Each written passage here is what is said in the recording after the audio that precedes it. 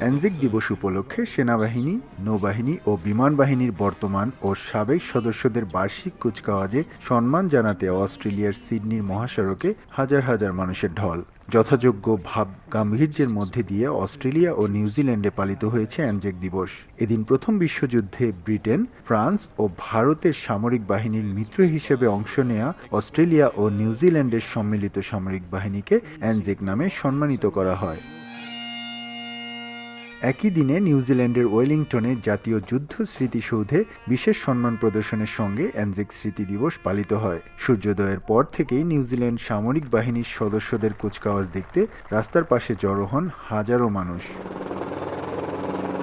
1915 সালের 25শে এপ্রিল অ্যানজেক সেনারা তুরস্কের উপকূলে অবতরণ করে শত্রুপক্ষ সম্মিলিত জার্মান বাহিনীর বিরুদ্ধে সম্মুখ যুদ্ধে ঝাঁপিয়ে পড়েন। এ যুদ্ধে প্রাণ হারান 8,000 অস্ট্রেলীয় সেনা। অন্যদিকে অস্ট্রেলিয়ার মিত্র বাহিনীর 1,30,000 সৈন্য নিহত হন। প্রতি বছর রাষ্ট্রীয় দিবস হিসেবে 25শে এপ্রিল যুদ্ধ, সংঘাত ও শান্তিরক্ষা অভিযানে সেবা প্রদানকারী এবং জীবনদান করা অস্ট্রেলিয়া ও নিউজিল্যান্ডবাসীর ত্যাগকে স্মরণ করা হয় অ্যানজেক দিবসে। এস এম আমিনুল রুবেল, সময় সংবাদ, অস্ট্রেলিয়া।